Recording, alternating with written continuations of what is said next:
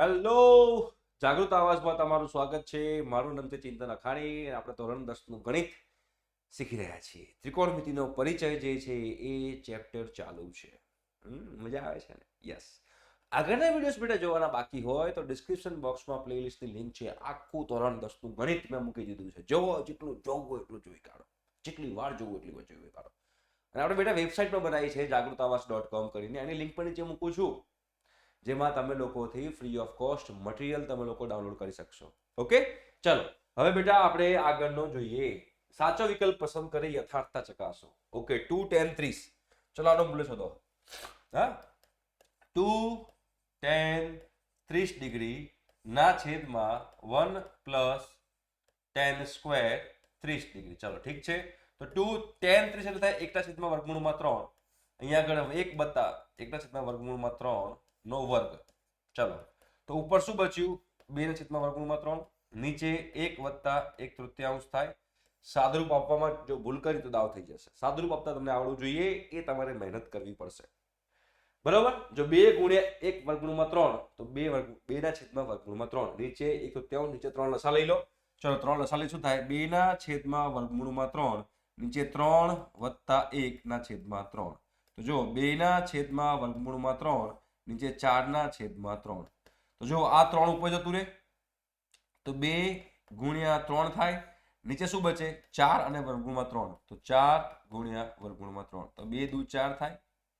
અને આ જે ઉપર 3 છે એને વર્ગમૂળમાં 3 ગુણ્યા વર્ગમૂળમાં 3 લખાય. નીચે લખાય 2 ગુણ્યા વર્ગમૂળમાં 3. આ બંને કેન્સલ થઈ જાય. એટલે શું બચ્યું બેટા? વર્ગમૂળમાં 3 દૂત્યાંશ બચ્યું. તો આનું મૂલ્ય વર્ગમૂળમાં 3 દૂત્યાંશ બચ્યું એ કોનું મૂલ્ય છે? આપણને ખબર હોવી જોઈએ કે sin 60 નું મૂલ્ય જે છે એ વર્ગમૂળમાં 3 દૂત્યાંશ છે. તો આ તમારો આન્સર છે. બરોબર છે. ચલો હવે એના પછીનો દાખલો જુઓ, તમને લોકોને આઈડિયા આવશે. છે તો સિમ્પલ જ, કોઈ ટેન્શન લેવાની જરૂર નથી. 1 minus 10 square 45 upon 1 plus 10 square 45 છે. घबराने का नहीं, टेंशन लेने का नहीं, टेंशन देने का. तो અહીંયા જુઓ બેટા, 1 માઇનસ 10 સ્ક્વેર 45 ના છેદમાં 1 પ્લસ 10 સ્ક્વેર 45. તો 1 માઇનસ 1 अपॉन 1 પ્લસ 1. તો 1 માઇનસ 1 0 ભાગ્યા 2 એટલે આન્સર આવ્યો 0. હવે આન્સર 0 આવે છે, બરોબર? તો આન્સર 0 આવે છે તો આ આપણો જવાબ છે જે આપણે ઓપ્શનમાં આપેલો છે. આ રહ્યો જવાબ. બરાબર? કે tan 45 1 ડિગ્રી થાય ને, તો 1 માઇનસ 1 નીચે 1 નો 1 વત્તા 1. દાખલો પતી ગયો. બહુ બહુ બહુ એટલે બહુ જ સરળ દાખલો હતો. જ્યારે a બરાબર ખાલી જગ્યા હોય ત્યારે sin 2a બરાબર 2 sin a થાય. હવે સિમ્પલ જોઈ લો. આ તમે મૂકીને ચેક કરી લેવાનું. એકવાર a બરાબર 0 મૂકો તો sin 2 ગુણ્યા 0 શું થાય? sin 0 ડિગ્રી, જેનો આન્સર હશે 0. હવે 2 sin 0 મૂકો તો 2 sin 0 એટલે 0 એટલે 0 થઈ ગયું. જો a બરાબર 0 મૂક્યું તો sin 2a, તો sin 2a a બરાબર 0 લઉં છું તો એક તો જ્યારે 0 ડિગ્રી હોય ત્યારે પોસિબલ છે. હવે 30 ડિગ્રી પર ચેક કરો. 30 ડિગ્રી પર તો શું લખાય? sin 2 ગુણ્યા 30 ડિગ્રી, એટલે કે 2a, 2 આપણો a છે, બરાબર sin કેટલા થયા? 60 ડિગ્રી થયા. એટલે કે વર્ગમૂળમાં 3 ગુણ્યા 2 થયું. હવે 2 sin a શોધો. 2 sin a એટલે કે 2 ગુણ્યા sin 30 ડિગ્રી એટલે કે 2 ગુણ્યા 2 1 દૂત્યાંશ એટલે કે 1. તો જો અહીંયા આગળ sin 2a અને 2 sin a બે સરખા ના આયા 30 ડિગ્રી માટે. 30 ડિગ્રી માટે સરખા ના આયા. એવી રીતે 45 ડિગ્રી માટે પણ સરખા નહીં આવે અને 60 ડિગ્રી માટે પણ સરખા નહીં આવે. માત્ર 0 ડિગ્રી માટે આ શક્યતા છે. માત્ર ને માત્ર 0 ડિગ્રી માટે શક્ય છે કે જ્યારે a બરાબર 0 હોય ત્યારે sin 2a બરાબર 2 sin a થાય. જ્યારે a આની ધ ઓપ્શનમાં a બરાબર 0 હોય ત્યારે શક્ય છે. બાકી બધા ઓપ્શન માટે શક્ય નથી. બરાબર? ચલો આગળ વધીએ, બીજો એક્ઝામ્પલ જોઈએ અને એને સોલ્વ કરવાનો પ્રયત્ન કરીએ.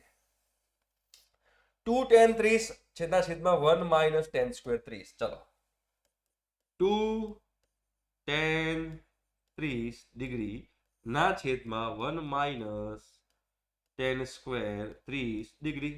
બરાબર? આવી રીતે છે. તો મૂકો યાર. tan 30 ડિગ્રીનું મૂલ્ય 1 ના છેદમાં વર્ગમૂળમાં 3 છે.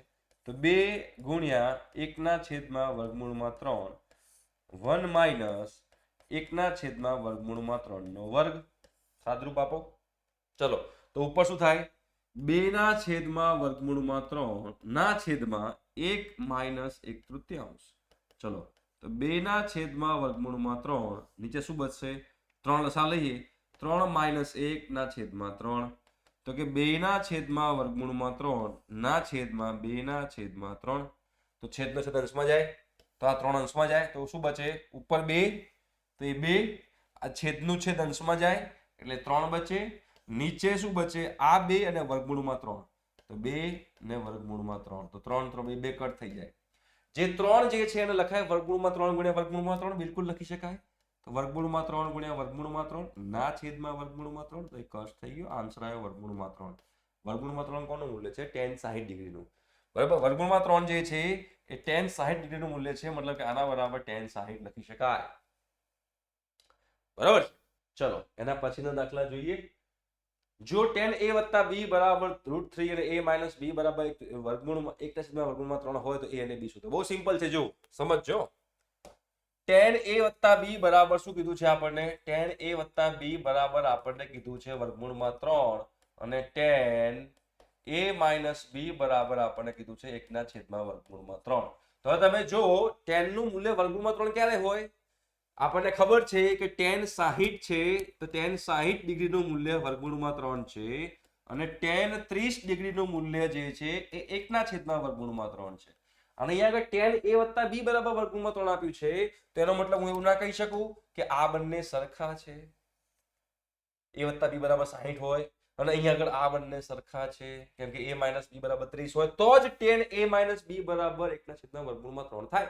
તો એનો મતલબ મને અહીંયાથી ખબર પડે છે કે a વત્તા b બરાબર હું લખી શકું છું 60 ડિગ્રી અને a માઇનસ b બરાબર લખી શકું છું 30 ડિગ્રી. હવે લોપની મદદથી તમે જુઓ તો આ બંને ઉડી જાય. a વત્તા a 2a થાય, 2a બરાબર 90 ડિગ્રી થાય, તો a બરાબર થયું 45 ડિગ્રી. હવે એનું મૂલ્ય જે છે આ સમીકરણમાં મૂકો તો શું થાય?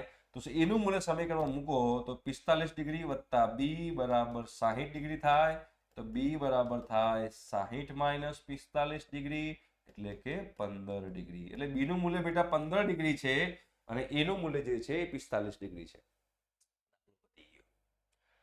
બરાબર, ચલો હવે અહીંયા આગળ તમે જુઓ, તમને લોકોને આઈડિયા આવશે કે આપણને શું કીધું છે કે નીચેના વિધાનો સત્ય છે કે અસત્ય તે જણાવો. ચલો, sin a વત્તા b બરાબર sin a વત્તા sin b થાય, જોઈ લઈએ. ચલો જોઈ લઈએ ને, આપણને ખબર પડે. sin a વત્તા b, તો ધારો કે આપણે a બરાબર 60, આપણને જે મૂલ્ય ખબર લઈ લો. a બરાબર 60 ડિગ્રી અને b બરાબર 30 ડિગ્રી લઈ લો. ચલો, તો sin a વત્તા b શું થાય? sin a વત્તા b બરાબર sin 60 ડિગ્રી વત્તા 30 ડિગ્રી થાય. આવું એટલે કે sin કેટલા ડિગ્રી થયું? 90 ડિગ્રી થયું. આનું મૂલ્ય તો 1 છે. મતલબ કે sin a વત્તા b નું મૂલ્ય 1 આવ્યું. હવે sin a નું મૂલ્ય શોધો. તો sin a એટલે કે sin 60 ડિગ્રી એનું મૂલ્ય થાય વર્ગમૂળમાં 3/2 અને sin 30 ડિગ્રી એનું મૂલ્ય થાય 1/2. તો આ બંનેનો સરવાળો કરો. sin 60 ડિગ્રી વત્તા sin 30 ડિગ્રી, આ બંનેનો સરવાળો કરો. જવાબ શું આવશે? વર્ગમૂળમાં 3/2 વત્તા 1/2. આનો આન્સર ક્યારે 1 નહીં આવે. તો આ બાજુનો ડાબી બાજુનો આન્સર 1 આવે, જમણી બાજુનો આન્સર 1 ના આવે, મતલબ કે આ બે સરખા નથી. આ બંને સરખા નથી, મતલબ કે આ વિધાન જે છે એ વિધાન કેવું છે? આ વિધાન જે છે એ અસત્ય છે. કેવું છે બેટા?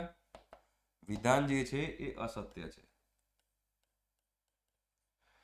જેમ જેમ થીટાનું મૂલ્ય વધે, જેમ જેમ થીટાનું મૂલ્ય વધે તેમ sin થીટાનું મૂલ્ય વધે. પેલો કોઠો જોઈ લો. ચલો એ કોઠો જોઈ લો, આપણને ખબર પડી જાય.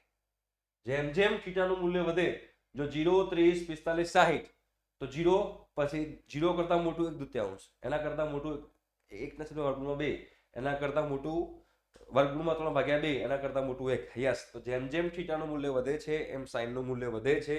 તેનો મતલબ એમ થયો કે વિધાન જે છે બેટા એ વિધાન સત્ય છે. વિધાન સત્ય છે. જેમ જેમ થીટાનું મૂલ્ય વધે એમ cos થીટાનું મૂલ્ય વધે. જોઈ લો, જોઈ લઈએ. જેમ જેમ થીટાનું મૂલ્ય વધે છે એમ થીટા, જો જેમ જેમ થીટાનું મૂલ્ય વધે છે એમ cos નું મૂલ્ય ઘટતું જાય છે. અહીંયા 1 પછી n થી નાનું, આ n થી નાનું, આ n થી નાનું, આ n થી નાનું. તો જેમ જેમ થીટાનું મૂલ્ય વધે એમ sin થીટા વધે, પણ જેમ જેમ થીટાનું મૂલ્ય વધે એમ cos થીટા ઘટતું જાય બેટા. તો અહીંયા આગળ આ વિધાન જે છે એ અસત્ય છે. બરોબર છે? આ વિધાન જે છે એ અસત્ય સત્ય છે.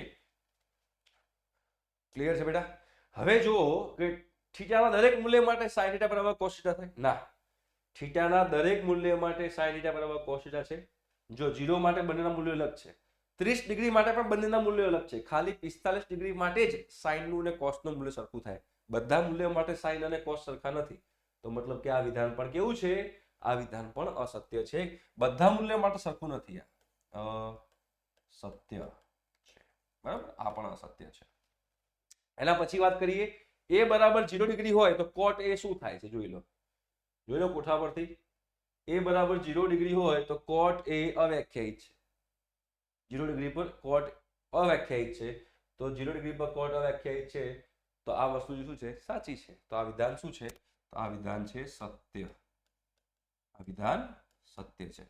બરાબર છે? તો આઈ હોપ સો કે તમે લોકોને સ્વાધ્યાય 8.2 જે છે એ હવે ખબર પડી ગઈ હશે અને મજો આવી જશે. બરાબર? તો આજના લેક્ચરમાં આપણે આટલું રાખીએ છીએ. નેક્સ્ટ લેક્ચરની અંદર આપણે લોકો જોવાના છીએ શું? સ્વાધ્યાય 8.3. પેલા જે નિત્ય સમૂહ છે ને, sin સ્ક્વેર થીટા વત્તા cos સ્ક્વેર થીટા બરાબર 1 થાય, 1 plus tan square theta sec square theta થાય, 1 plus cot square theta cosec square theta થાય. આ જે ત્રણ સમીકરણ જે છે એના બેઝ પરનો દાખલા જે છે એ સ્વાધ્યાય 8.3 માં છે, જે આપણે જોઈશું નેક્સ્ટ લેક્ચરમાં. ઠીક છે બેટા? Thank you so much. By.